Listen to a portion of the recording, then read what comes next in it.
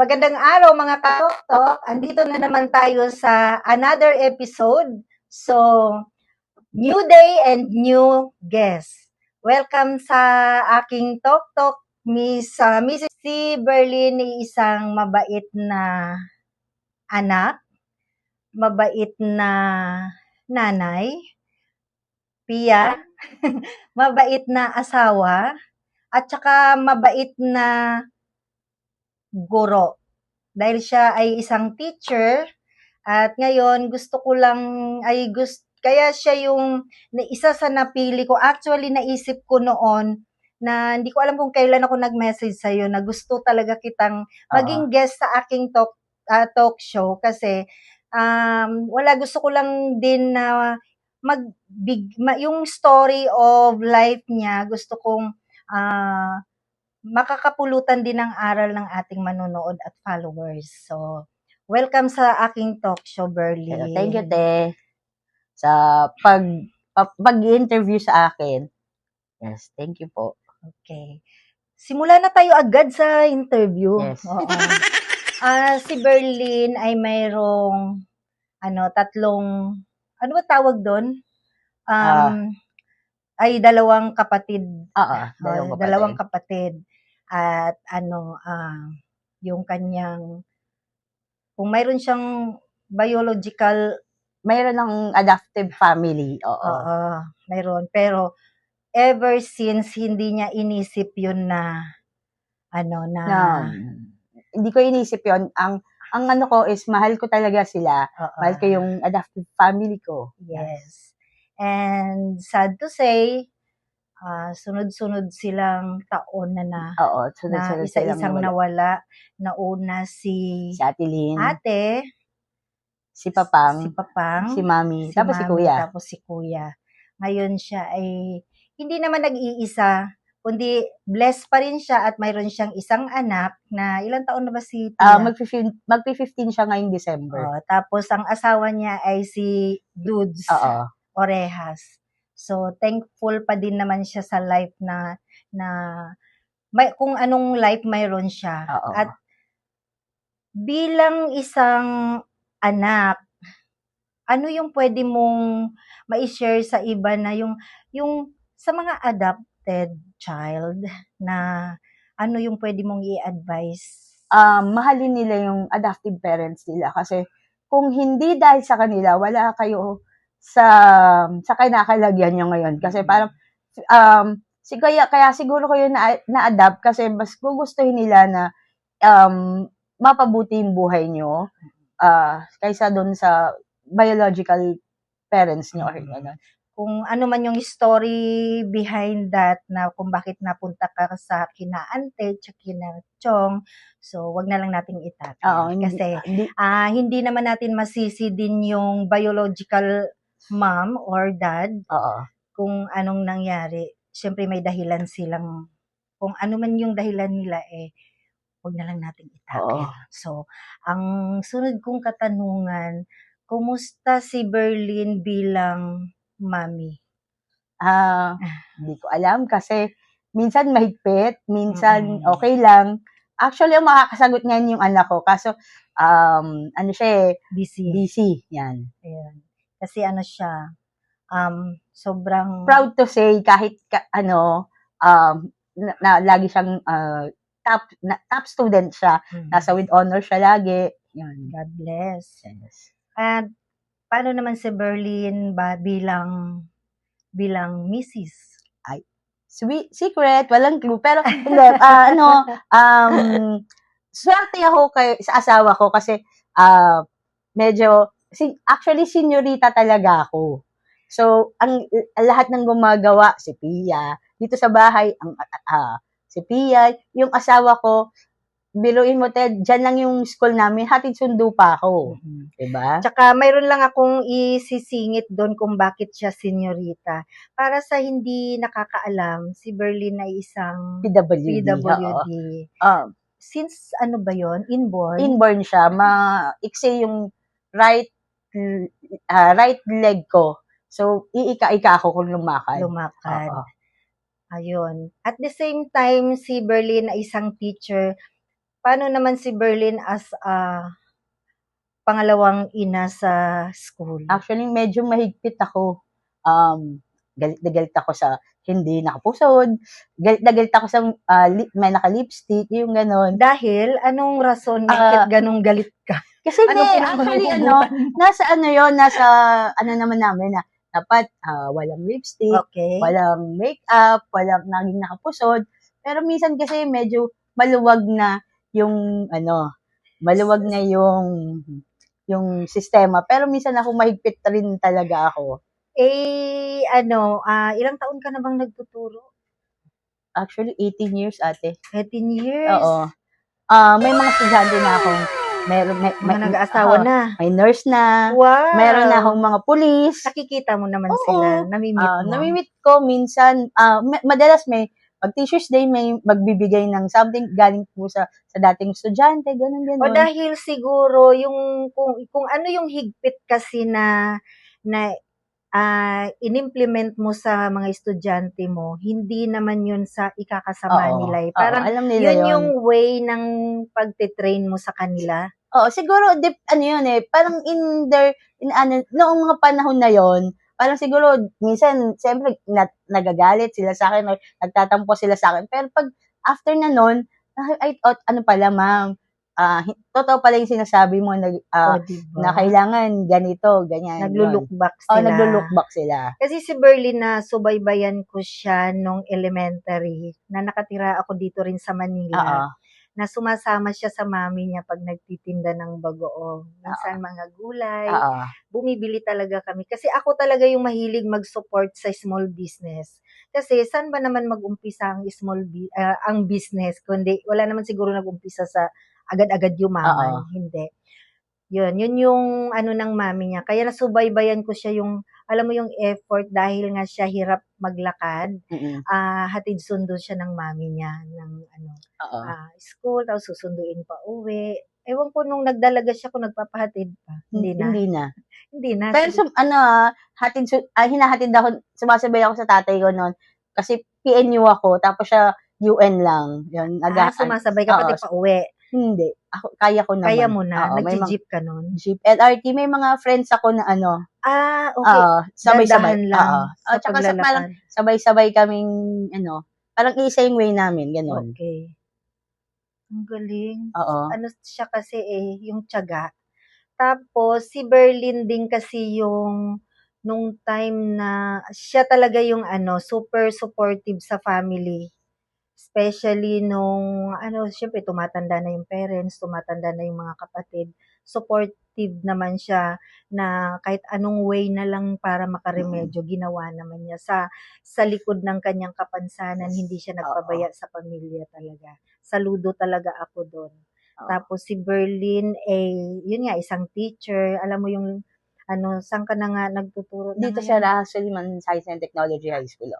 Ano yun? Government? Government siya. School. Public school siya. Ayun.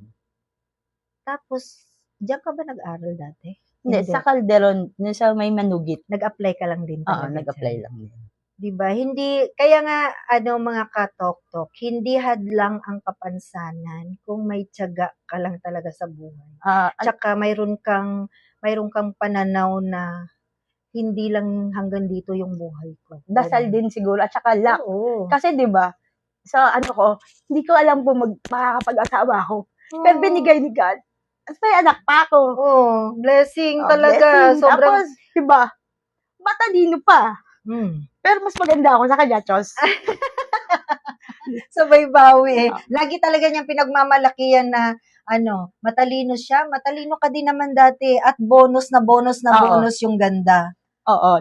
Diba? Dahil nasa lahi. Ayun. Good job. Tapos, yung si Dud saan na nagtatrabaho? Masipag yung asawa ko kasi guard na siya. Tapos ngayon pag Saturday, Sunday, at saka gabi, nag-grab. Sabi niya kasi, magastos daw kami. So, kailangan double job. Double job talaga. Oo. Ang galing. At least, na-bless hindi man na-bless ng super yaman, Oo. ang importante naging kontento Oo. at naging happy lang. Kasi Happy lang. kahit ganito si Berlin talaga, pag halimbawa dumadalaw siya sa amin, as in, happy lang talaga siya. Oo. Kahit minsan umiiyak na mayroon siyang hinaing sa akin, maya-maya, okay na. Tapos, ate, Ah. pahinging nagugutom ako, te. Oo. Ganun lang. Ate, anong ulam niyo dyan? Ganun lang talaga siya. Happy na kami na kakain. Oo. Oo. Pagkatapos mong iyakan, ate, pahinging ulam. Tsaka Anong bakit merienda? pala, parang ang lapit ng loob mo sa akin ever since. Hindi, kasi parang, di ba, ate, Mag-iiyak. kasi pinsan ko yung, Actually, hindi kami kamag-anak by blood. oo. Pero yung, Kamag-anak ko siya by beauty. by beauty. By beauty. Saka, pinsan ko, parang, sa side ng Kamag-anak pa din adoptive, naman. adoptive parents ko, first cousin ko yung asawa niya. Yan. Yun. Mo rin talaga pinabayaan sila, mami mo, Oo. at saka si papang, si kuya, si ate, dahil nakikita ko talaga yung love mo sa kanila. Oo naman. Tsaka, nung naging close din ako sa biological mother ko, sabi niya, take care of them. Ay, may conversation din kayo ng Oo. mother mo, yung biological mother mo. Ano sila alam ko, bata pa lang ako, basta may certain tao na parang, bakit noon? Bakit I need to write a letter, thank you, ganon. Sumusulat siya sa'yo? Hindi, si mami noon, parang, sasabi niya, sulat ka, kwento mo yung mga achievements mo, ganun. Bilang bata, parang, okay, ang galing, sige, susulat ako. Pero sila mami mo nagsasabi Oo. talaga sa'yo? Tapos may mga times, okay, mga ganon, bigay to ni, yung damit na pinambili nito, bigay to ni auntie mo, ganon. So, parang, okay, sige. Pero dumating sa point na, nung medyo matanda na ako, bakit kailangan mag-letter ako? Bakit hindi naman siya, may hinanakit ka? Kasi, ate, alam mo yung pag bumuwi kami ng kasalan or sa meron, yan ba yung yung term na ampon sa Ilocano?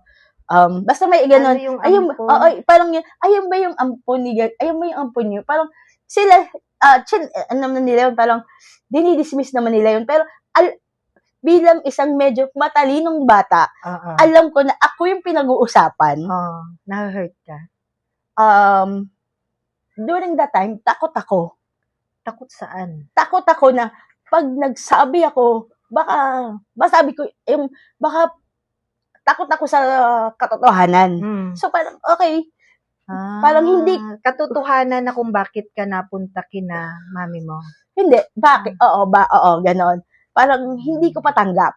Pero, alam mo sa sarili mo na, ako yung pinag-uusapan. Ako yung sinasabihang ampon.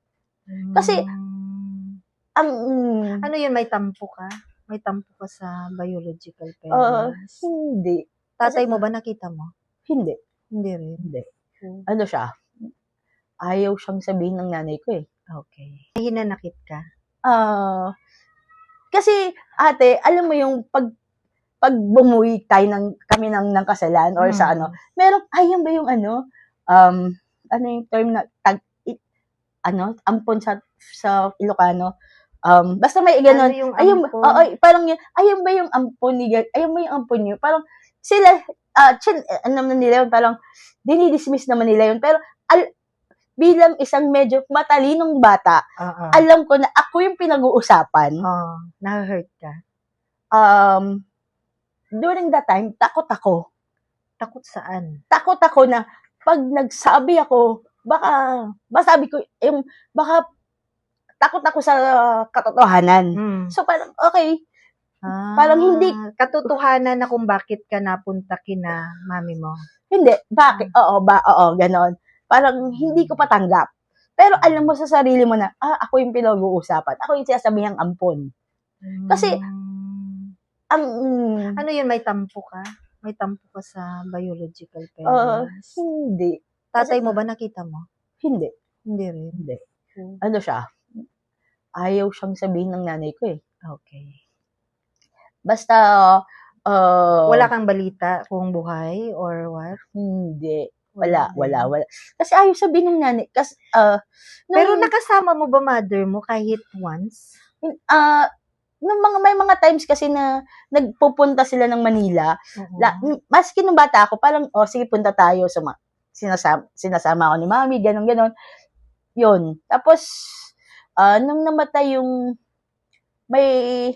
akong tito, yung tito ko, na talagang sa mother side, Oo. dahil kamag-anak din naman ni Papang yun, parang napuntahan ko. Tapos, parang, college na ako. Oo. Parang alam ko na siya. Pero hindi ko. Pinakilala? Hindi. Bakit sinasabi mong alam mong siya? Oo, kasi alam mo yung mga kwento-kwento na hindi ito nagagrasp ko. Okay, sige, ganyan. Ganyan. Pero Medyo matalino ka nga, no? oo, Bless ka doon. nagagrasp ko na ito. Tsaka nakikita yung picture niya. Iba yung mukha nila mami, nila papa. Iba yung mukha ko. Hmm. Kaya alam mo yun, parang, okay. Tapos nakikita ko, ito mukha ko siya. And then, okay, sige. Hindi ka nagtanong, no? Hindi. Kasi takot nga ako. At takot ako at saka nahihiya ako nun kila mami. Tapos, Nahihiya ka dahil? hindi ko alam hindi, may takot ako, parang, hindi ko pwedeng natatakot akong i-cross to kasi,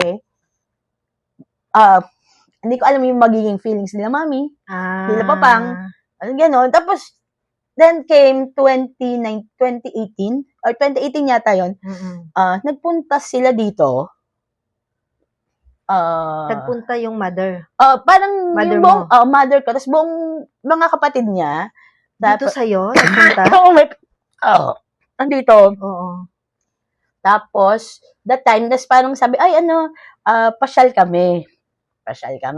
Tapos, sinamahan namin sila ni Pia sa, anong tawag dito? Fort Bonifacio. Dito sa Intramuros, Fort Santiago. And then, yun, nag-usap kami. Tapos parang, okay na. Tapos, nagkapatawaran. So, alam ko yung mga issues, bakit ganito, bakit ganon. So, parang okay na kami. After nyo, may communication na kami, ganon, yun. Parang tanggap mo na din. Tanggap ko na din. And then, may communication na kami, may mga usap-usap na kami. Sinong nagbalita sa'yo na wala na yung mother mo? Nung naging okay kami, parang, pinapakilala niya yung mga anak niya. Okay. So, parang, may mga kapatid ka Oo, may mga kapatid ako. Ilan? Apat. Na-meet mo lahat yan? Na-meet ko silang lahat. Mabait naman. Mabait naman, sobrang bait. Panganay ako eh. Panganay ako doon sa na yon. So, ilang araw kayo nung nagpunta kayo doon? Parang 4 days. Saglit lang. Oo, saglit lang. Gusto mo pang bumalik doon? Oo naman, gusto ko bumalik. Kasi parang,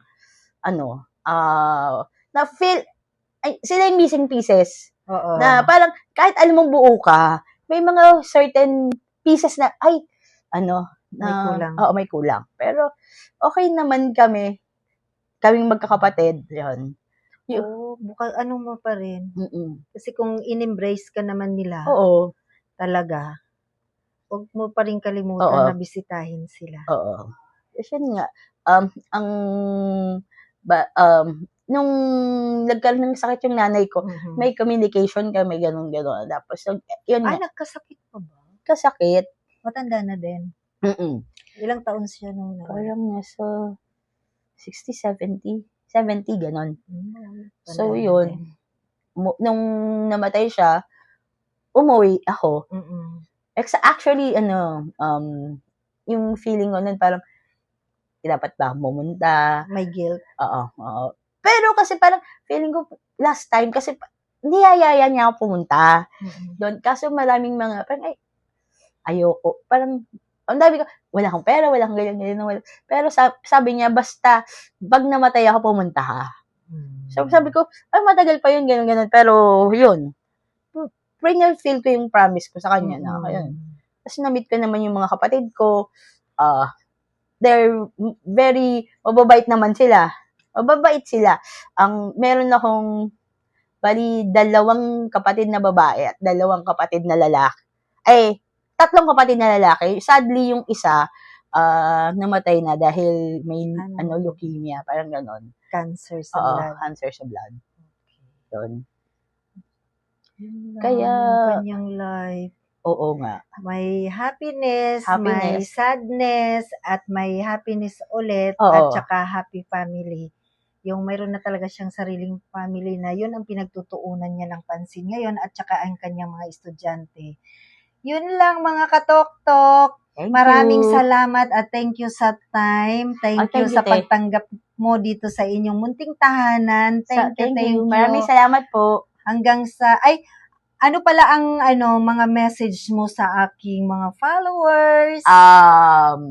Ang message ko, ang buhay kasi, hindi, lagi nga sasabi, ang buhay is hindi naman talaga fair. Kailangan mo lang talagang maglaro. Kasi, laruin. Kasi pag hindi mo nilaro, hindi, Naka-stuck ka doon. naka-stuck ka, hindi, lulubog ka. Kailangan mong maglaro, Halo ng effort, dasal. Siyempre, importante dasal. Thank you. so much. That's Bye-bye all po. for today. Bye. Bagong araw, bagong saya, lagi kang kasama. Ang tanong at sagot, dito lang nag-uumpisa.